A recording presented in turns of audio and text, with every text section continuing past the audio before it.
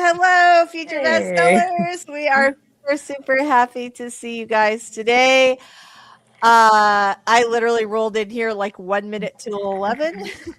So, and the dogs were barking furiously over the lawnmower guys. So we got here just in the nick of time. Hi, I'm Lisa Daly, and with me, as always, are the awesome and talented story detective Robert Jones and Michelle Schusterman. Let's tell the fine folks here a little bit about you before we get started today. Michelle, I am going to start with you. Hi, I'm Michelle Schusterman. I write middle grade and young adult novels. My channel is writing workshops, traditional publishing chat, and writing vlogs. Thank you very much. Great backlist over there if you want to check it out. Story detective Robert Jones, happy to see you as always. Tell us a little about you and your awesome channel. My channel is The Story Detective, where I take various forms of storytelling and place them beneath a Sherlockian lens and break down the craft for the viewer to make their journey easier. I should probably add things about myself and, that I'm You should. editing books and work for Marvel, things like that, and make it sound all good. Yeah, it is. It's all good. It's all good. I'm Lisa Daly. I'm a book coach and hybrid author, so both traditionally and indie published. And I write nonfiction books about writing and other things, and also romantic comedy. So I'm super glad to be here today with everybody. Good week so far. I feel like this week has gone very quickly. Like it's Wednesday already, right? Exactly. So, what are you guys going to be working on today? Starting a beat sheet for a new ghostwriting project. Fun. Very nice. What's the genre? Middle grade fantasy, my sweet spot. Fun, always good. Robert, what are you going to be working on today? I'm still finishing up this Sherlock Holmes novel that I wanted to finish in June, but it's going to lap over into July. The good thing is I am nearly done with the third quarter, so I don't have that much to go. Fantastic. That's good. I am working on a new nonfiction project, so I'm going to be working on that today. I'm very excited. I once again have not written since last week. It's been a lot. So anyway, all right, let's get rolling. We've got some friends in the audience today. Avi's here. Hello. Oh my gosh, it's July. How did that happen? Oh my gosh. Very nice to see you, Avi. Victoria's here. Hello. Super glad to see you today.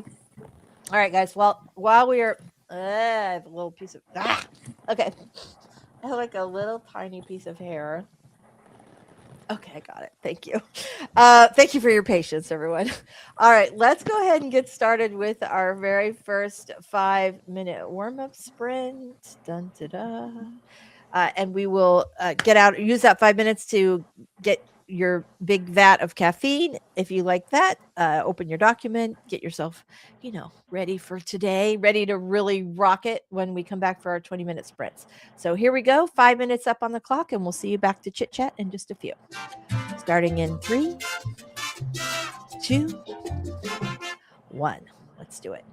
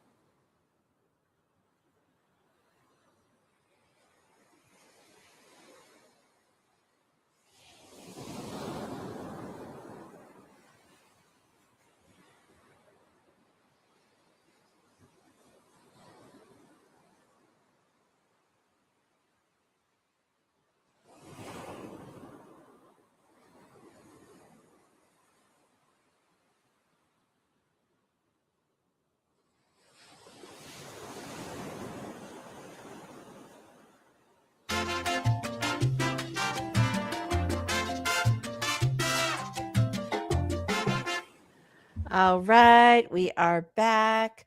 So, just a weirdest thing just happened. I saw Lainey Davis had made a comment on my little YouTube studio app, but I'm not seeing him here.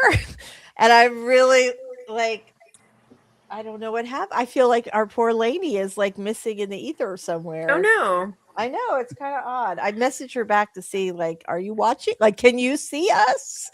But anyway, so yeah. I'm not sure what's going on with YouTube today. That's kind of a weird one. Hello, everybody. We've got some friends with us today. Victoria's here. I think we said hi to you already. Mary Putnam is here. Hello. So glad to see you today. Daisy's here today. Very glad to see you. All right. Avi finally working on Hansel and Gretel retelling short story collection from Michelle's old Substack today. Nice. Got distracted by other shiny projects. Anybody else have that problem? Yes, I do. Yes, Yes, I definitely do.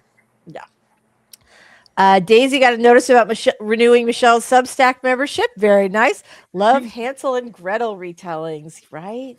I love any fairy tale retellings. Like, there are so many ways to do them. And yeah, I'll do that all day long. Love that. Cheers from Palm Springs. Very nice. Sounds Very, like very nice. Let us know in the chat, you guys, what you're going to be working on today. Publishing feels like it's been very quiet this month, which is funny because usually publishing just doesn't quiet down until like August. Mm-hmm. But there certainly have been some interesting stories, so we'll talk about later. Oh yeah, ALA happened, and I read a really interesting recap. We could talk about that. Dude, well, no, tell us now. Go. The most interesting thing to me is that there was a panel of middle school librarians who were really pushing the idea of we need young YA that is for readers who are too old for middle grade, but they don't want to read what publishers are now calling YA, which is really like 18-year-old plus crossover aimed stuff. Like, we need actual teenage experience stories. And I was like, God, yes. I'm so happy people are talking about this, because it's a huge hole in the market, and we're really letting readers down, in my opinion. So, well, the way to fill that hole would be to write those books. Yeah, but then publishers actually need to publish them, because they use that as a reason to reject them. Like, it is very well known that you can't write about a 14-year-old. Yeah. You straight up can't do it. You can't publish books about the freshman year of high school experience, because the booksellers will say, we don't know if we target this at middle schoolers or high schoolers, because one's a little too young and one's a little too old. And it's like, no, actually, they really, like, not all 13-year-olds want to read about 18-year-olds. And a lot of them, like, and I've had kids tell me this, like, especially fantasy readers, they're like, I'm not ready to read all of that sex yet. Right. Like, they know kids can, like, self-monitor, and we're just like, we're pushing the romantasy thing is selling in such big numbers that it's like publishers are turning everything into that. And it's like, there are a lot of kids who just don't want that. Right. Well, I mean, okay, so that's a really interesting discussion, because you have two things happening, right? The one thing that publishers have always done, and to be fair, indie author, like right to market authors, do the same exact thing, which is that they quickly put all their resources with whatever's selling, where the money is right now. So you have that aspect of publishing, which has been going on pretty much as long as publishing itself. And so that's not going to change. That does leave an opportunity for indie authors, especially indie authors who distribute to platforms, through platforms like Ingram and Drafted Digital, to reach libraries, so that those middle school librarians can order your books just like everyone else.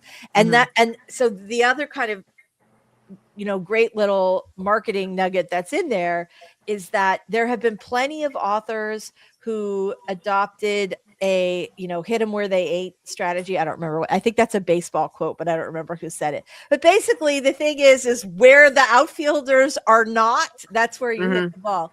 And I think the same thing applies to publishing. If librarians are saying we need these kind of books, if 5 librarians are saying that, and you write books, with 14-year-old heroes and heroines, I would be pitching libraries tomorrow to say, hey, I write this book, or I've written this book series, and I think it would be, and this really hits this sweet spot for this, because other librarians will recognize that this is a need they also have, and it feels like a really big opportunity if you're planning to write that kind of book, or if you already write those books. Mm-hmm.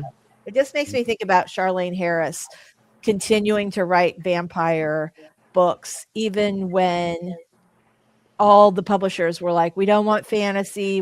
This is the thing. At the start of my publishing career, it would literally say on every publisher and every agent's website, we don't want werewolves, we don't want magic, we don't want, vampires, which of course is the complete opposite of what we're seeing now. So Yeah. but she just kept doing her thing for her audience, and it paid off in a massive, massive way. So if you write 14-year-old, if you write YA books starring 14-year-olds, you should be really trying to make some big noise about that. Well, they burn everything out, and they burn it out in such a way that they only want certain criteria, and they almost force people to give it to them. And then when they burn it out and people get tired of the same old idea, then it's not selling anymore. Yeah. No, that idea is burnout because you overkilled the market. Right. Right. True. Well, I mean, that's the thing. I remember, when my very first book, 15 Minutes of Shame, came out, chick lit was at its tail end of popularity. So, and chick lit was romance, but the primary character, now we sort of think of it as a catch-all for books with female, with romance and early 30s, late 20s female characters. But at the time it came out, in the Jane Green era of chick lit and the Bridget Jones and all of that, sorry, I just went from the author to a character, but you guys know what I mean, right? During that era, chick lit was very much about women who they're sort of coming of age in a way that we sort of describe as young adult now, but they were basically working out. Typically there was romance, but they were also working out their personal lives and their careers. And I think the Shopaholic series is a really good example of that, where she is the main part of the story, the main story arc is her overcoming her shopping addiction and her credit addiction. There is a romance, weaved through that story and through the subsequent stories, but it's really about a young woman trying to figure things out. And those books became so popular because they really filled a need. Those books became so popular. And then what happened is, any type of romance, they would slap a pink cover on it, and suddenly they were calling everything chick lit. And what happened was that the readers of actual chick lit were not impressed with the other books. And so that ended up ultimately, like it always does, everybody rushes in and it sort of kills the subgenre for a while until, it comes back. So, and that is my dissertation today. Welcome to my TED Talk on the early 2000s death of chick lit, late 2000s death of chick lit. I have some other publishing news. Yeah. Basically from Marvel, which is a publisher. Owned by Disney, who is a giant creep. And also a publisher. They've decided just not to pay people that they decided are not top level talent. There's people now that aren't getting their paychecks for several months. What? Great. Cool. Yes. Sounds like a very Disney move.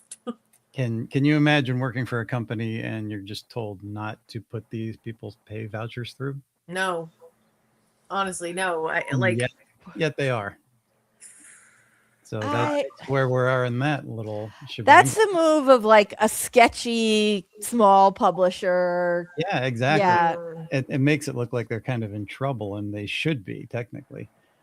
I mean, they've been doing it for years. They decided not to honor work for hire contracts, which you can't. If you change those numbers and you don't honor it, you can't publish the book, and neither does the creator have rights to the whatever they're doing. They do. They republish it, and they've taken those few percentage points in royalties that everybody was paid and shrunk them down. technically the stuff that I have reprinted, I think they probably owe me somewhere between $800 and $1,200 at this point, maybe a little bit more. And I'm hooked up with their payment portal. The person who got me hooked up with it won't even answer my phone calls or emails. So they're just ignoring everybody. If you're on the back list with royalties, or you're a talent that they figure you're not a big name or you're not important enough, they've just decided to not pay you at this point. Jesus. Oh my god. Gross. Oh my god. Yeah, super gross. Yep. Super gross. Avi's got a little story here. Saw a video regarding an aspiring author who discussed a story idea on Book Talk. A viewer heard it, put the idea in Chat GPT to write the book, and then emailed her and said if she doesn't use it, he'll publish it. That person is a dumbass, first of all, because they Right. created a paper trail proving. And they Book stole Talk this will idea. not forget, right? Okay, That's just fucking stupid. wrong. But two, it's just kind of laughable because, like, if this author who had the idea wrote the book, and you fed the prompt into ChatGPT and had them write the book, they'd be two different books. And guess which one would probably be better? I'm guessing the one written by a real human author. Here's the other thing that's kind of hilarious about this, right? Like there are always sort of tweaks to different premises and all this, but the truth of the matter is there is nothing new under the sun. Every story has been told a million times. It's not the idea, it's the execution. Exactly. So putting a book idea into chat, like, don't get me wrong. If this happened to me, I would be pissed. Oh yeah. I would be pissed. Really weird. Yeah, it really is. So do not get me wrong. This is very upsetting, and I do not blame the author for being really angry about it. But there is something about this idea that, like, if someone else could write your book idea, anyway. I'm sorry, I had a longer, bigger, angrier thought, and it just went out of my head. So let's go ahead and go through the chat. Let's see. Jenna says new adults seem to swallow a lot of those up. That's actually true. Hello, Justin. Super happy to see you. Happy Wednesday to you too. Daisy says, I hated reading romance in middle and high school. YA getting associated really strongly as for romance readers, which is turning away a lot of readers, mainly of whom are boys. Yeah. That's true. Like, for all the good that Suzanne Collins did with the Hunger Games of bringing lots and lots of boys to the bookstore and other, other sort of, especially dystopian, man, they really seem like they like the dystopian stuff, but other sort of books and book series of that ilk. And then I think, like, I guess I always think of 39 Clues as middle grade, but it did sort of edge a little bit into that 14-year-old, like especially as the series matured a little bit. So there's a need there. 14-year-old, and this is when people actually are compelled to read by their teachers. So get in there, you guys. Like, if you've got an idea for a 14-year-old, and you know what, we need more 14-year-old heroes, right? Jenna says, I taught high school. I'm assuming developmental reading, reading. Yeah, okay. English and creative writing for 15 years. Hard agree, Daisy. Should we ban Mickey and Friends? Maybe. Maybe. I know I have like such mixed emotions about Disney as a company because they've done some terrible stuff, and also they are deeply connected to both I grew up in Southern California. They're deeply connected to my children's childhood memories, my mother's childhood memories. So, like, anyway, it's hard. But they also do some evil shit. They bought everything up for my childhood memories, including my past work. So I have a connection whether I like it or not. And, that's true. To them, the small amount of money that they owe me is like less than they spent on their executive meetings to decide not to pay people last month, I'm sure. Yeah. I know. Like, how do you just do that? The whole thing's crazy. Yeah. Obvious, this Book Talk totally roasted his behind. He had it coming. Are you guys watching Love Island? Probably not. He's he's I have resisted it for 8 years. But God, has it been on that long? well, I don't know. I've resisted Whoa. it for 8 seasons. I don't know. I don't know if it comes on twice a year or one. I think it's just once a year. But My anyway, God. I have resisted it for 8 seasons, and now I am sucked in with my daughter, and it's just as dishy and addictive as everyone has been saying the whole time. Mama Ward says, honestly, I hate all of Book Talk. These people are worse than the ones on Book Threads and Goodreads. Goodreads certainly does have a reputation. Although, let's be fair, they also are very powerful. Librarians and booksellers really do pay attention to Goodreads. Yeah. All hail the Overlord D, bow down to the golden mouse. Maz, you came, welcome. We're happy to see you. Came in quite a spirited discussion. Oh my gosh, this is so funny, Mama Ward. I think the same thing. Literally, when I Yeah. said he had it coming, that like he had it Yep. coming popped right into my head. Never been to Disney. I've heard Disney After Dark stories for years. You know, like I said, I was born in California and lived there for a long time, and have tons of relatives in California. And then we moved to Florida when my kids were, little, and so and I went to college here and all that. So I do have all these great memories connected with Disney, and also with a friend of mine. We all took our kids together at the same time, and she passed away during a couple of years ago. And so all my memories with her are very connected because we would like go and stay for the week. So, but also like I said, they do some really evil stuff. I suppose this Mom says bow down to the golden mouse was a little weird.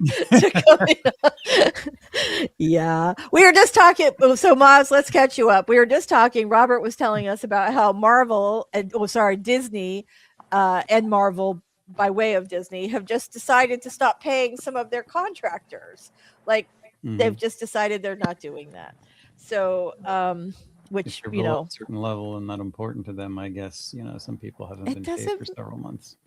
That frustrates you so much. You did all of these people did the work, and yeah. Okay.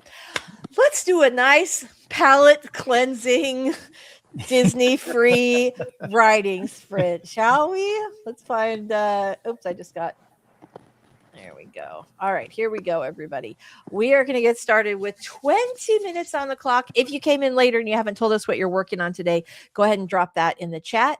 And let's go ahead and get started on our very first 20-minute writing sprint, starting in 3, 2.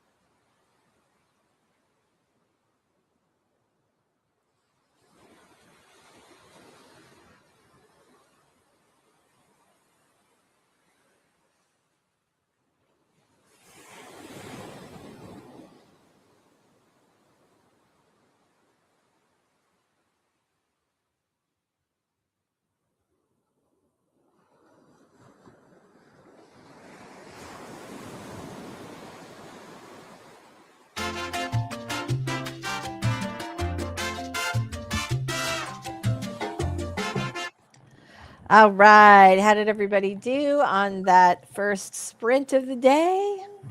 Good. Good. Fantastic. I used my 20 minutes to go down a rabbit hole of like checking out all of the talks on the ALA conference because I did not do that previously and I did not attend. So there's some really fascinating stuff in there. How did you guys do? How did everybody do in the chat? Let us know. All right, fantastic. How'd you guys do? Let's see. Horror Geek is going to be editing videos. Mama Word says I would still sell my sci-fi series to Disney and then never go to any of the movies. Oh, come on. If they produced your movie, I would go. I would go for you. You'd probably get a free shot at the premiere. There you go. See? I go just for that. Haven't they done that before? I think Michelle did a video about it during COVID. Did you do a video about I did make it was I can't it wasn't about it, but it was mentioned in it, and now I can't remember the topic, but oh god, Yeah. what was that? I don't But remember. you hate that. This is so funny because, like, you know how in movies they often will like portray authors as literally remembering every single word of their book. Like, oh, I remember back on page 243 when I wrote blah blah blah. And that is so not the case. Yeah. Speaking of movies. Yeah. You've probably seen all the hype about the Supergirl movie and trolls just trying to destroy it for various reasons. Yes, various. So why not? Yeah. So I saw it yesterday. And interestingly enough, it's not an apocalyptic movie.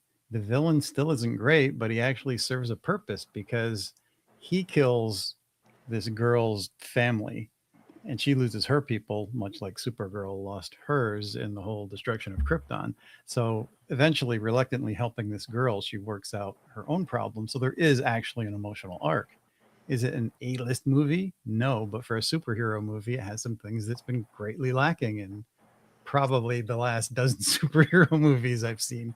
So I'm like, did the fans actually get what they wanted from a movie and they're just not seeing it because just everybody's so wrapped up in all this bullshit? I don't know. I have not seen it. Usually my children drag me to the opening day of every superhero movie, but that has sort of stopped in the last few years because they're just not as enthusiastic as they once were. So, because we so many bad movies. I mean, they're all kind of like B movies with a lot of flashy effects and pretty much a plot that becomes like a CC minus. Yes, exactly. Mama Word says I would invest in citrus flavored vodkas and a larger ranch on a mountainside. Sounds like a lovely retirement plan. The baddie Amelia, have you ever published a book? I'm not sure if this is for all three of us, but we'll just go through. Yes, I am both traditionally and indie published, and I have published approximately 16 books. Sorry, when you like at some point, probably after like 8, you lose track. This happens to all of us because you have some in progress, you have some that are done but not out yet, that kind of thing. Michelle, you go next. Have you ever published a book? Yeah, a few. Just a couple. Yes. Over 20 at this point, I think. Impressive. And Robert, you have a more unique experience. Tell us a little bit about that. Years and hundreds of comics, but I've edited a lot of other people's books, and technically I also have a movie out there that I've never been given credit for. Robert worked for Marvel, so draw your own conclusions there. Yeah. Okay. Well, yes. So we have quite a Marvel talks. So yeah, they've been doing this for a while now. Exactly. I will tell you, despite the fact that Robert has not yet published his books, that he's doing a nice stack for rapid release. He knows more about craft than most people I have met in my long publishing career. So the answer is yes, we have published books, and actually quite a few people in our comments are published authors as well. So if you have a question, drop it on out there, and we will be happy to give you some advice on that. Mama Ward. Be sure to send them a similar message as I'm not going to be able to say. Is it Miyazaki? Once did a sword and a message like that. I'm not familiar with the story, but it sounds like a good one. Very nice. All right. Good job, Justin. Hello, Danielle. Super glad to see you. Nixon's here. Hello. Super glad to see you today. Fantastic. I think it was a friend of yours who had just gotten a deal with Disney to do spec work and then they folded the imprint. I don't was it you, Michelle? I do have friends who have worked with Disney. So probably yes. Yeah. God, But I mean, the you would thing think is, there are I'd be- so many stories like this. Like There are, yeah. everybody know it's hard sometimes to recall the details, but every one of us has like had a friend who sold a book to a publisher that then folded, or themselves. That happened to me more than once. Me too. Yeah. So like there are all kinds of those stories. Sometimes it's hard to remember the details, but yeah, that happens. All right, Justin got a solid page out of the sprint. How many words pages are everyone turning out during the 20-minute sprints? It kind of depends on the day. I typically do somewhere between like 300 and 800, which is a very wide range. I usually can knock out about 300. Like that's kind of my minimum. Victoria wants to know, has anyone tried Ellipsis? I am not familiar. Writing program? Yeah, I believe it's like the latest thing. I have not tried it yet. I hear No. good things about it, but Yeah. yeah. I will research it. Do we know who puts it out? No, Let not us off the top. let us know. All right. Ma says, sorry to have given you a memory spiral. I can't remember it myself. I've been there. I spent most of the sprint trying to figure out how to organize a manuscript in Ellipsis and couldn't figure it out. Gotcha. All right. Everybody's on it. We're gonna have an answer for you, Victoria. Yeah, I'm not familiar with it. Well, thank you. You are a marvel, Robert. We would all agree with that statement. I bet if y'all counted the books you've ghostwritten or coached people on, that never would have happened otherwise. The published books would be in the triple digits. That's for sure. Yeah. I could hit that number just with coaching. And I bet you could I don't know how many ghostwritten books have you done, Michelle? Oh, I don't know. A I lot. am not. It's more than that are published by me, so well over 20. Yeah, there you go. I think we could hit 100 for sure. Yeah. Yeah, absolutely. So, all right, girls and boys, let's go ahead. I don't know. I put my banners up. Let's go ahead and do another 20-minute sprint. Bum, bum, bum. Here we go. All right. Excited about this one. Let's get that. Let's get those keyboards clacking, as Roberts like to say. Here we go. Starting in 3, 1. Get writing, everybody. You've got this.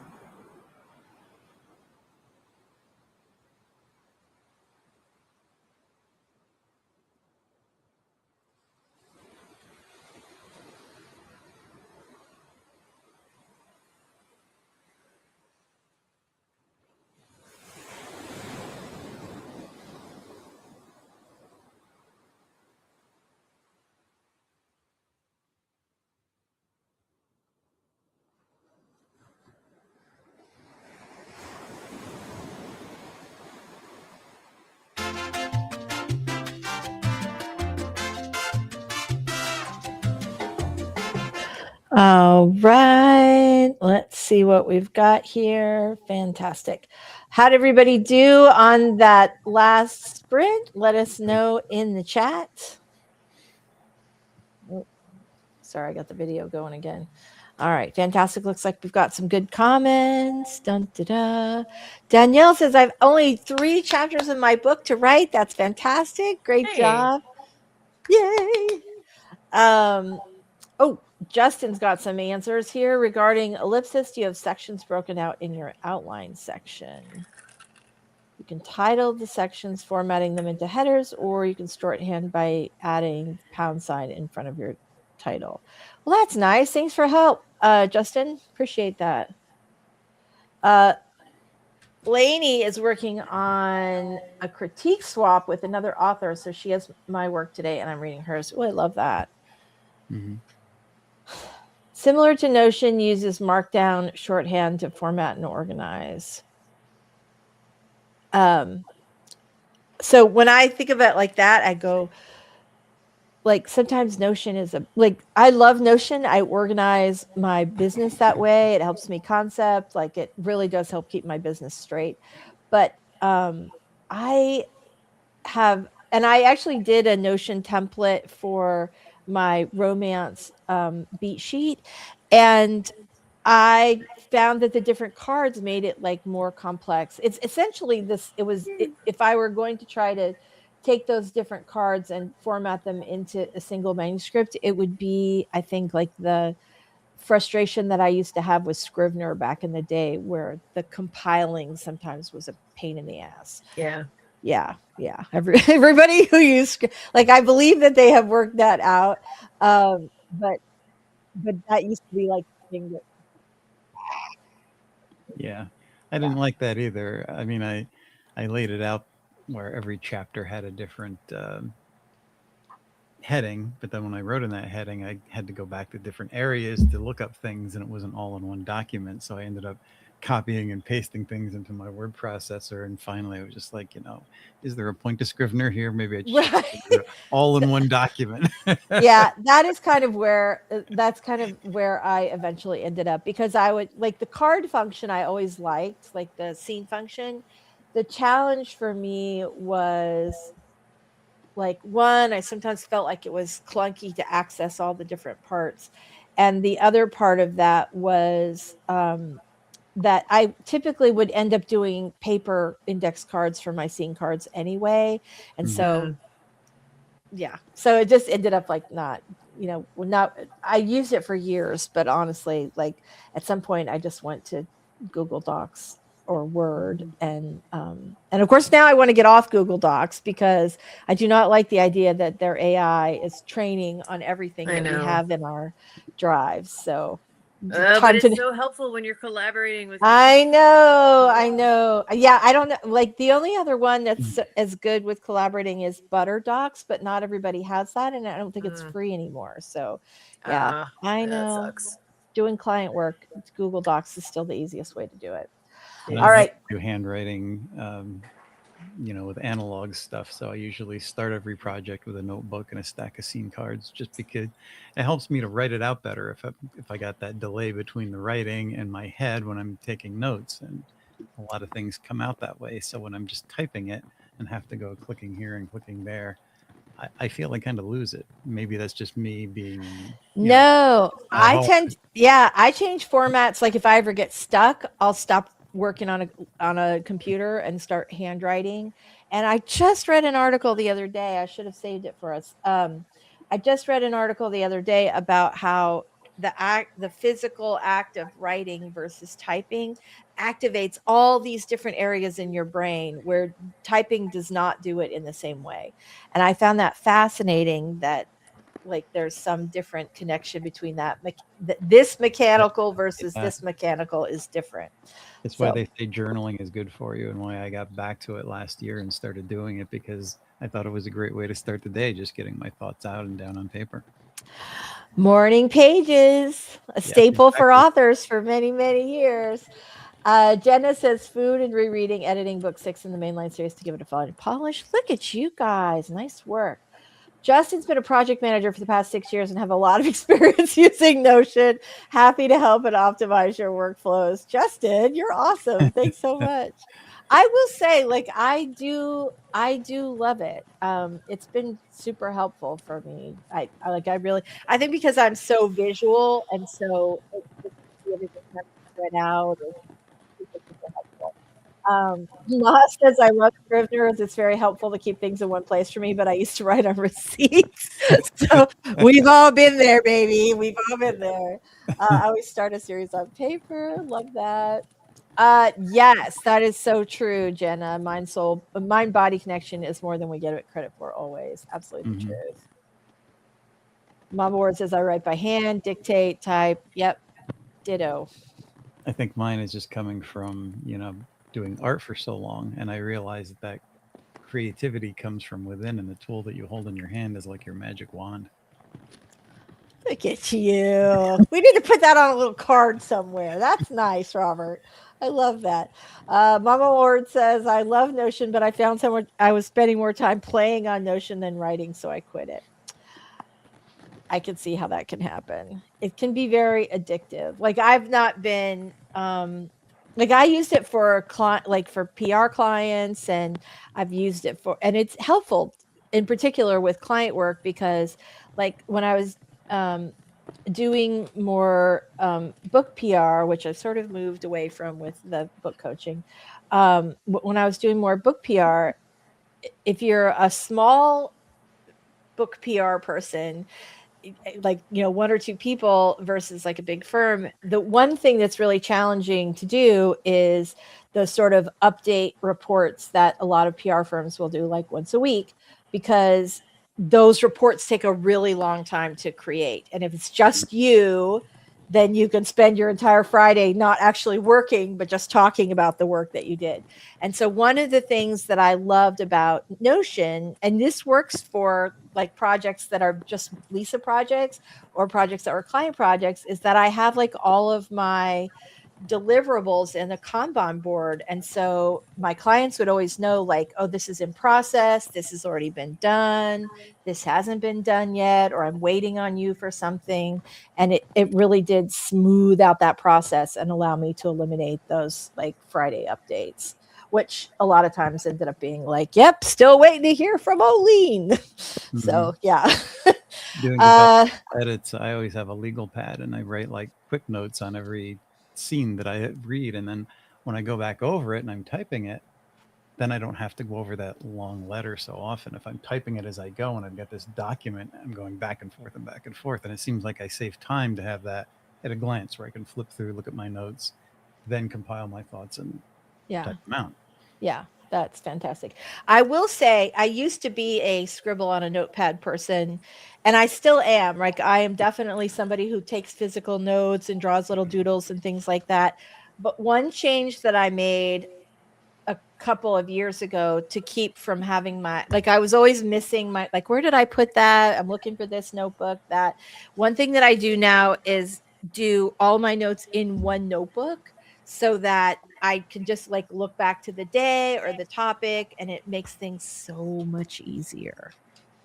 So much easier. And with some clients that have a series, to have that legal pad, sometimes it's multiple books in one. Yeah. So you have to go back and forth and look at different documents. I right. can look at my notes and be like, oh, that's what happened in the last. Yeah.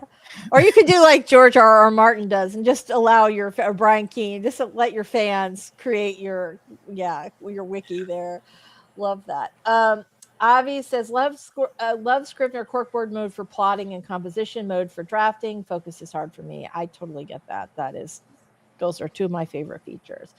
Editing some of my writing, and just noticed I use the word inexorably 3 times in 2 chapters. It's your word of the day. I hate it when that happens. I use disc bound so I can move things around. I'm not familiar with disc bound. What's disc bound? Do tell us. While we are waiting to find out what disc bound is, let's go ahead and do our next sprint, shall we? It's good. I am ready. All right, here we go, everybody. We're going to get started in 3.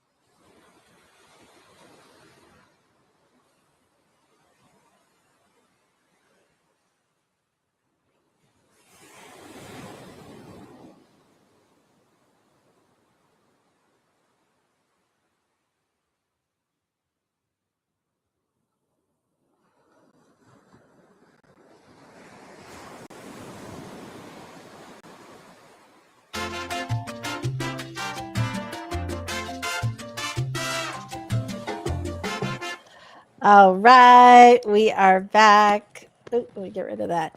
So, fantastic. Oops, I've got this still going. So, how'd everybody do on that last sprint? Let us know in the chat how it all went for you. Maz says, yeah, I was saying that the disc bound is how the books are, like, instead of having like a spiral, it's got like a series of discs, which is kind of cool. And I was saying that Carol Brown was a fan of those with planners.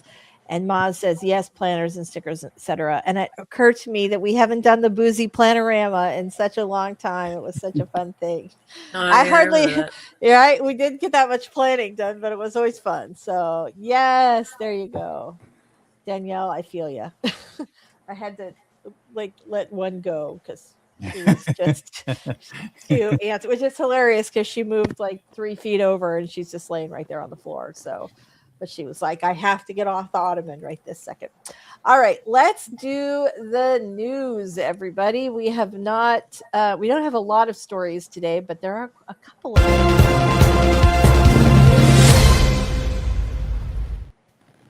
Love it every time.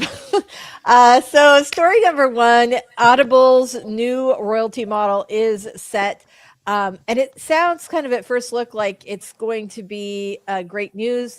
Authors went from a 40% standard royalty rate to a 50% standard royalty rate, and for exclusive titles, and non-exclusive titles now earn 30% instead of 25%. And all that sounds amazing, except they have the higher royalty percentages are sort of a smokescreen because Audible has changed the way it's paying authors. It used to be on Audible, if you had an Audible membership, you essentially could buy an audiobook a month, like you get 1 credit a month. And so authors would be paid for that almost like a sale. And so now, under the new model, Audible is moving towards more of a streaming style approach for member listening. So instead of a member subscription payment being associated primarily with one audiobook, subscription revenue is allocated across all the titles that the member engages with. And Audible is calling this a member value model, but it is not a great author model. So, in other words, while the royalty percentages have increased, and that looks good, many authors are trading a more predictable payment structure for one based on listener engagement, which, from month to month is going to vary. I think that we are going to see this subscriptionification of books as I think it's happening as a much bigger trend. Books are being treated a lot more like sort of streaming media. And so I don't know how to, I don't have any advice on how to solve that. But if you're doing audiobooks, it's certainly worth, deciding whether or not you want to be exclusive to ACX or just exclusive to them for a few months, which is what a lot of authors do to get that, to get that bonus royalty, and then they go wide after that. So keep an eye on that. Story number 2, we've been talking a little bit about 11 Labs, which is an AI firm, and Spotify doing a partnership where you could produce audiobooks, but 11 Labs sort of seeing itself more than just production. They're also trying to become a platform as well for for reading or listening to audiobooks. And they have just produced and released their first in-house AI produced audiobook. They've done The Odyssey, a I classic. read about this. A classic, right? And it's narrated using an officially licensed AI voice clone of legendary actor Michael Caine. The interesting part about this is not that AI can imitate a celebrity voice. We already know that. But it is different because the project was officially licensed and approved by Michael Caine's estate. I don't know how I feel about that. Do you guys have thoughts? I'm glad they asked permission. I assume Michael Caine is being compensated.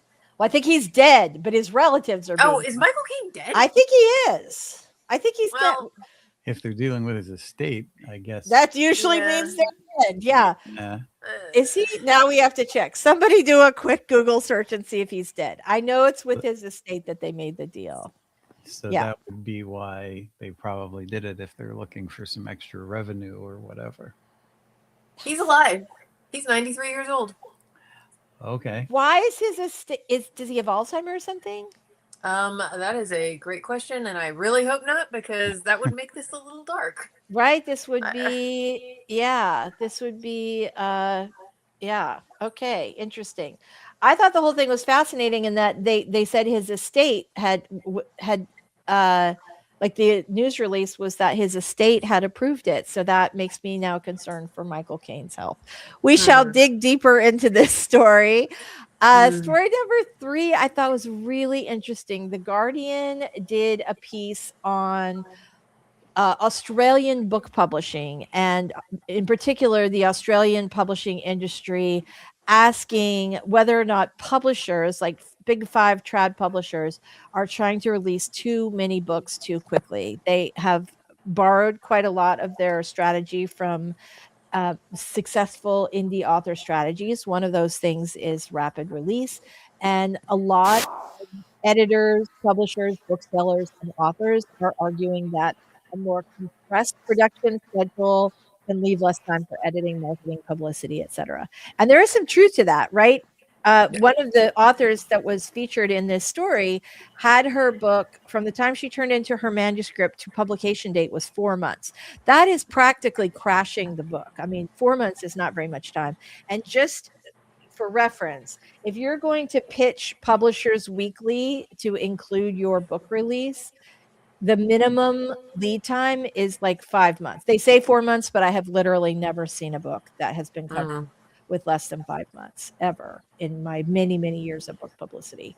So just that the library journal, that's like a 6-month lead time, like just even the basics. So that is not enough time for PR. By 4 months, a lot of even like TikTokers won't even read the book at that point. So I think that's really interesting. And what these authors are saying is like their books are going out with mistakes. The author of the book that that had a 4-month production schedule said that the final book had changed the name of the main character halfway through the book and had to be fixed in the second edition. The problem is, though, you won't get a lot of those readers back. Like, that's the thing I think that's the worst. I remember having an experience sort of like this when I was on tour for 15 Minutes of Shame, and I had done this huge speaking event. And there had been problems with the books that book was not crashed. So there was no excuse for Penguin to mess this up. But there had been problems all along where we could not get the books on time. We couldn't get the books for events. And I did this big speaking event where I spoke to like 5,000 people at the Synergy Energy Center, still the biggest speaking event I've ever done. And I had like the John Grisham line around the block for people to sign the books.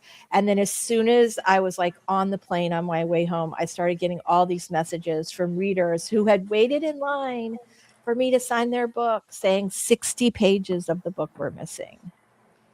And the publisher's response is, well, they can just return them to Barnes & Noble, which is like Barnes & Noble was the seller at the event. Yeah. They had, but that probably would have hurt Barnes & Noble. It definitely would have hurt me because now my name is associated with a book that's missing 70 pages and a bad experience, because if they return it to Barnes & Noble, which I don't know if they can do once it's been signed, like, I'm not even sure how that would have even worked. But the fact that the publisher at the time was like, it's fine, whatever. And I ended up personally replacing every one of those books, but and re-signing and then reselling them just because everyone where someone reached out, but I was so frustrated. Oh my gosh. I'm so glad Clive Cussler put in his will that his characters, plots, and style cannot be reproduced by an artificial intelligence writer. Love that. And you know what I'm thinking about this whole Michael Caine thing is if you have like your Kindle read from the robot, it will read and give you a semblance of a voice, but it's also mispronouncing a lot of words, and the emotion doesn't go like an actor would that's going to deliver a performance. So are Right. you going to get the same thing of just, a Michael Caine sounding voice reading, and he's not really giving you that performance? Yeah. Yeah, that's exactly right. It's his words, and it's taken from performances that he's done. I mean, I would imagine they've scraped all of his movies and appearances and things like that, although who knows how they did that. I would But be interested to listen to it to see if that emotion is there and if it's really acting or if it's just, yeah. Well, apparently they did quite like the and here's the crazy thing. This sounds like something I would enjoy. Apparently they did like a full production, like a theatrical production. Mhm. Yeah. Yeah. I mean, like that it's a really big deal. Mm. Okay, so he is alive, and the reporting that I was from, I think it was The Guardian, said that it was his estate. But now I'm looking at something in the San Francisco Chronicle that says he did agree to the deal. That's something. I will at least celebrate that. Yeah, Like, yeah, Mhm. yeah. they're asking authors permission now, and they're asking Well, actors permission, and that's good. It is an AI voice replica, but yeah. he has given he has given his consent and compensation. And he said the Odyssey is one of the greatest stories ever told. True. And describing the adaptation as bridging classical storytelling with digital innovation. Interesting. Interesting. So one thing that is kind of cool is that the licensing agreement can continue after his death, but any subject to the terms of the agreement and any required estate approval. That's probably why the Guardian got the story a little mucky. So, which is a surprise because they actually do typically do a great job. Anyway, so I thought that was really, really interesting that that Michael Caine is has been a part of this. So there you go. All right. Well, those are the three big stories today. I'm so, yeah, right. I'm glad Michael Caine is alive because I was like, wait, is he dead? Is he alive? Because I was thinking he was alive. And then I read the story and I'm like, oh, his estate, he must be dead. So, yeah, anyway. So, can we hear Odysseus telling Telemachus not to blow the buddy doors? That would be interesting if they can match the correct emotions. I know that book is, I mean, it's an old book and it's kind of a clunky book to read. So, yeah.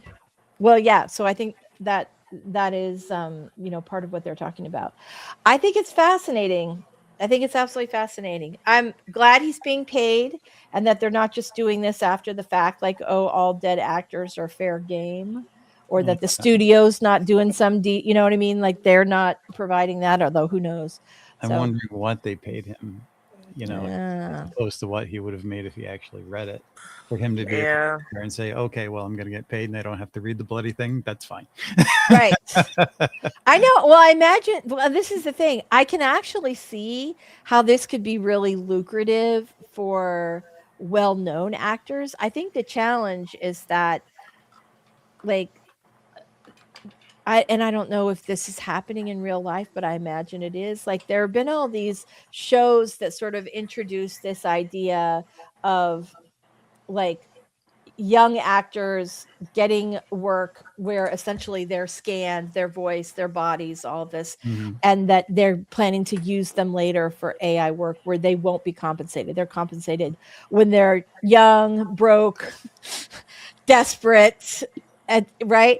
But I think like if Julia Roberts is like, yes, I would like to license 27-year-old Julia Roberts to show up in these other things while I get compensated for it, sitting on my front porch in wherever she lives, Montana, then, there's, I think what people do with their own images, voices, thoughts, etc., are their business. But it's the whole thing is really fascinating. So I do, but on the other hand, I think about like, what is that kind of scenario? If we can always have 26-year-old Julia Roberts and and Meryl Streep at any age, like will there be space in the future for new human actors. Like it's Oh, kind I of think so. yeah. I mean, I would imagine, but yeah, who knows? Anyway, all fascinating. It's the book industry, publishing industry, and all forms of entertainment are so tightly connected. So anyway, well, thank you guys all so much for being here today. We have had a lovely writing sprints. I hope everybody was productive. Let us know in the chat if you have anything else to say. But we will be back next week. Mama Ward says, does anybody remember the movie Simone with Al Pacino? I so remember that. Yes. She was she was like an AI. That was one of the really, I mean, that movie was really kind of ahead of its time, but it's kind of old. Wasn't that like a 90s, early 2000s? We had CGI, and what is the name of the guy, the British actor who they did in Star Wars, and they brought the character back after his death, and he right. Yeah. Huh. So it's not like it's entirely a new thing. It's just the next generation of technology's use of doing these things.